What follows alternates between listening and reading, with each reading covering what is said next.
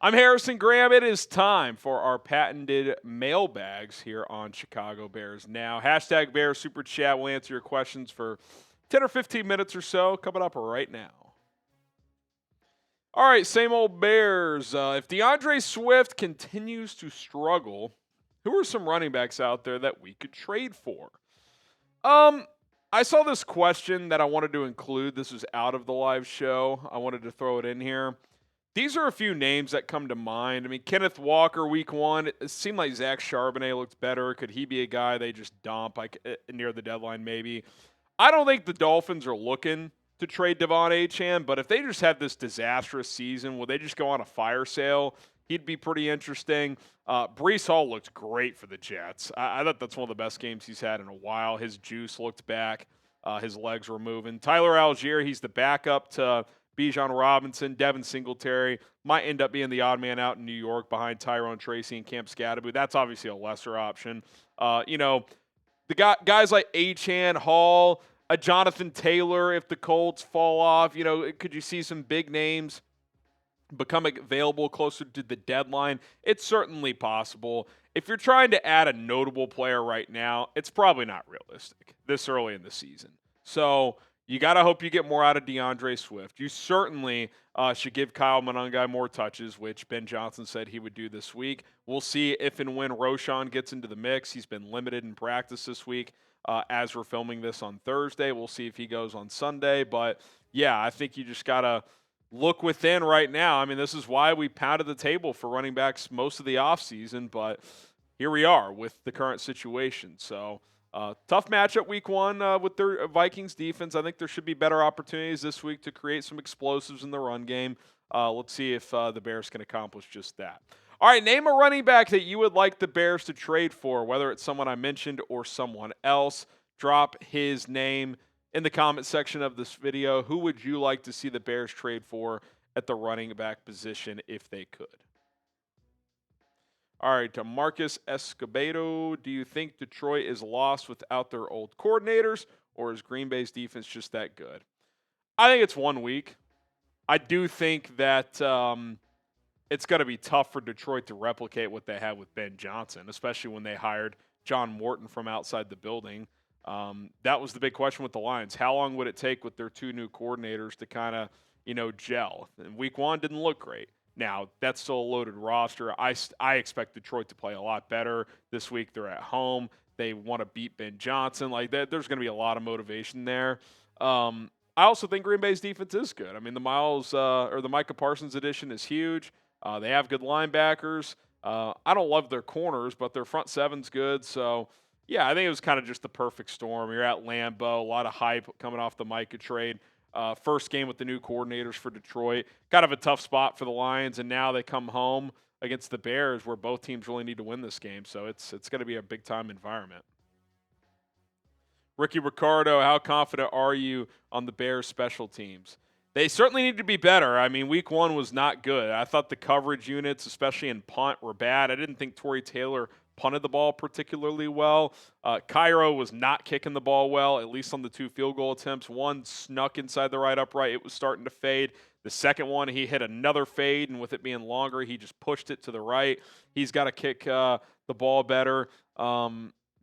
Luther Burden had the one explosive return, but it was at the end of the first half, and the clock ran out, so you didn't even get to take advantage of that one. So, yeah, I thought they made 0 splash plays on special teams that mattered and had a few negative ones. That's got to get cleaned up.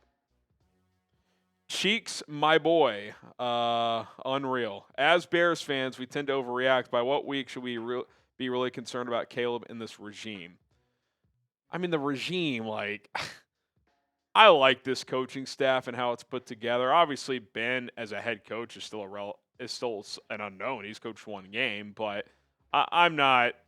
I mean, if they go 2-15, sure, we can question the regime. But now, if we want to have a Ryan Poles conversation, that's a different conversation. But let's give Caleb some more time. At minimum, we got to get to the bye week, which is week 5. So that's 3 more games before the bye week. Let's see how it's looking. Realistically, it'll probably be longer than that before we're like, okay, is this an issue? So it's been 1 game with this new coach, a lot going on. Let's see how Sunday goes. John Orticelli, in your opinion, who has a better year, Golden or Burden? Probably Golden. He's going to get more opportunities. He might end up being their number one receiver in Green Bay. So I would say Matthew Golden. I'm hoping Luther Burden plays some more as the year goes on. And, hell, make him your primary returner. If you're not going to play him full-time on offense, let's give him some opportunities on kick and punt return. I got nothing against Devin Duvernay, but he was kind of bobbling the ball on a couple of those punt returns. Burden had easily your best kickoff return, so I would like to put the ball in his hands more and as often as possible.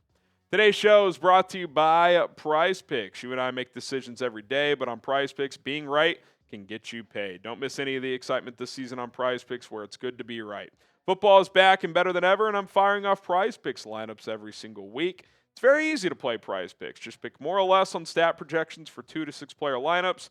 If you get your lineup right, you can win up to 2,000 times your money. Here's an example of a 2-player lineup. Travis Kelce, a max discount play of more than half a receiving yard. Take advantage before the clock runs out on that opportunity. I've paired that with Caleb Williams, a goblin play, more than half a passing touchdown. 2 for 1 last week. I'm running that one back here. $20 to win 40 with it being a goblin play. It's a little bit less of a payout since it is easier to pick, but you already got Travis Kelce on a max discount, so a really good opportunity there. $20 to win 40. PrizePicks.com/CLNS. Download the PrizePicks app today. Use code CLNS to get $50 in lineups after you play your first $5 lineup. That's code CLNS to get $50 in lineups after you play your first $5 lineup. PrizePicks, it's good to be right. Tedros, appreciate the $5 super chat. Caleb had to have done something personal to Cowherd. This guy's been all over Caleb this year and is now praising McCarthy. Yeah, after Monday night, I was like, there's no chance I'm listening to Cowherd this week. It's going to be a bloodbath. So, something changed with Cowherd when it comes to Caleb. I don't know if he's just fully buying into some of the reports that have happened, if he's just taking the anti-Caleb side. Look, Caleb's got to play better. It's up to him to prove to be the guy. Whatever Cowherd says isn't going to be the difference. But, even before the season started, something changed with Colin on his opinion on Caleb. I don't know if he heard something behind the scenes or what, but it was kind of a 180 overnight. All right, Will Whitaker. Who would be on the short list for a midseason contract extension? Oof. I think both safeties, depending on how they're playing, Jaquan Brisker and Kevin Byard. Brisker, obviously, you couldn't extend him before the year because he's coming off missing the last 12 games of the concussion last year. He has to prove he stays healthy, but if he's healthy for the first 8-10 games and having a good year and you want to get him on kind of a team-friendly 1 or 2 year extension, he could be an option. Kevin Byard, he's year to year at this point, which he acknowledged, but if he's having a good year and wants to stick around and you want to give him a 1-year extension, $6-7 million for next year, that could be an option as well. I'm trying to think who else would fit that mold. I mean, like Darnell Wright, I think is going to be an extension candidate for this offseason, but he's not eligible until the end of the year. So I think those are really the 2 guys that you would keep an eye on there.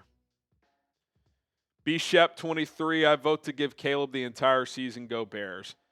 I would probably still be in that camp as well. Now, if it's really ugly, I'd be open to changing that opinion, but I do think there's got to be a level of, okay, you brought Ben Johnson in here to unlock Caleb, right?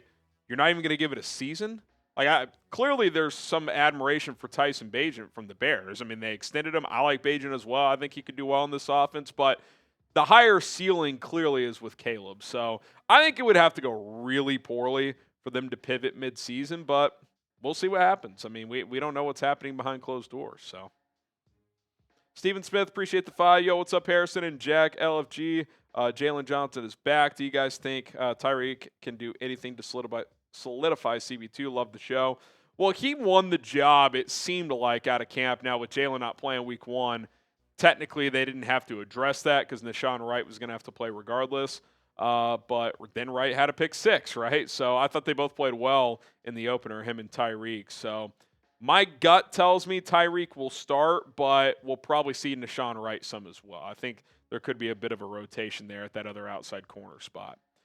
Subscribe to the channel if you never want to miss a video here on the show. You got to do 2 things. 1, you got to hit the subscribe button. It is free. You know what's also free? turning on the notification bell and selecting all. It defaults to what's called personalized. If you select all, that means every time we publish a video on your phone, you are going to get a notification. So go ahead and make that happen. Say quads, Barkley. Who do you think gets traded this year, Kmet or DJ? Well, that was one of my bold predictions, that one of those two after the season would get traded. So a long way to go for that to be the case.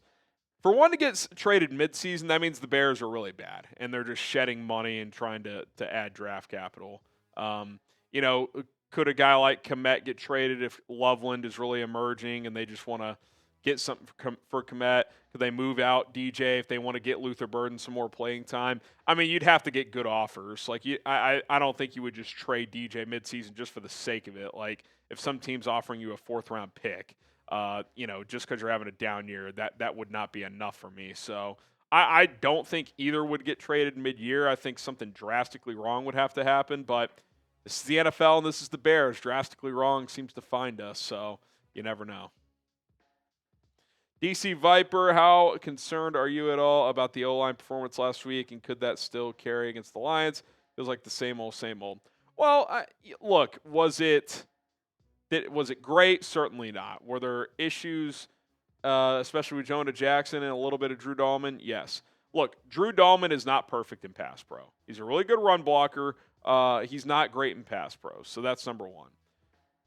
Jonah Jackson is coming off a funky injury-plagued year. Did not play well week 1. So we're hoping he gets back to that level he was with Ben Johnson a few years ago, but what if he doesn't? Hopefully he does. That would suck if he didn't. I thought Darnell Wright played well. So did Joe Thuney. Braxton Jones was fine. So I don't think it was all bad. I still think it was better than what we've had. And I don't view Detroit as dangerous as Minnesota on that defensive front. Obviously, Aiden Hutchinson is a challenge. But I think Darnell can hold his own there. And then, we'll see what happens on the interior. But, I think Minnesota had more different looks and different bodies to throw at the Bears. Christian, how much blame should Declan take for the offensive struggles Monday?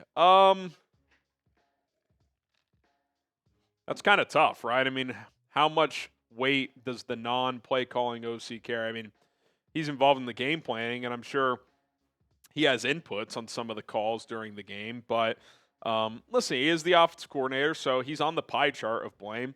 I think this regime, at least what they're communicating publicly, they're doing a really good job of, taking ownership across the board. Like, hey, it's a collective effort. It's on us. I think the coaches are going to wear most of the blame initially. Then obviously in the meeting rooms and in the film stuff, they got to point out stuff that needs to be pointed out. So he's on the pie chart somewhere, but Ben's the play designer and play caller. Caleb's got to execute the plays, as do the other 10 players. So, I think those two parties are the ones that carry the most weight there. Predict the score of Bears-Lions. Who you got winning, and what do you have the final score as? What say you? Curious to see what the chat is thinking after losing in week 1. Bears-Lions score predictions right now. All right, Pete. How do you guys feel about week 1 being very similar to Mitchell Trubisky and Matt Nagy's first game? We all know what happened that year. Do you think that will happen this year? It's a good question. First of all, and I've seen this comp a couple times. First of all, I think that 2018 defense is better than this one, although I think this defense could be good. I also think Caleb's better than Mitch. So you've got that as well. And I also think Ben, his potential as a head coach is higher than Matt's. We know he's a more proven kind of experienced play caller than Nagy. That was Andy Reid's offense. This is Ben Johnson's offense. So, we'll see. Obviously, that team lost week 1 in kind of a similar fashion, but that was also to an Aaron Rodgers quarterback team. And then they rallied to go 12-4 and win the division. So it'd be nice if that happened again. Certainly wouldn't complain about that.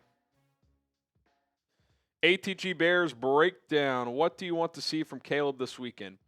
I think just settle down a little more. He felt amped up to me on some of those throws where, we know he's got the fastball. And it's great to be able to go to the fastball. Sometimes you don't even need to go to a touch pass, but just instead of throwing 98, just throw 90, right? Like, to make a baseball reference, just hit your spot. Sometimes if you're throwing 102 but you don't know where the hell it's going, what good is that? But if you can hit the spot, if you can hit the front shoulder and get some yak after the catch at 91, that's more than good enough. So I just be a little bit more accurate on throws he can and we know he should make, because he's doing the hard stuff. Like, his sack avoidance in that opener was fantastic, and making some throws on the run and some tough scrambles, and he made a couple of nice play action throws where he hit DJ on the far hash and try. Like, he made some good plays. People act like he laid an egg. The problem is some of the misses he did have, you're just like, how is he missing that by that much? That is the type of stuff that needs to be tightened up. And if he can do that, it's going to be a much more complete performance and will lead to better results. All right, appreciate all the questions here on today's mailbag. You know where to find me otherwise, at HGrabNFL, both on Twitter and Instagram. DMs are open if you want to talk more Bears football. So hit me up over there, at HGrabNFL. My name is Harrison Graham. Bear down.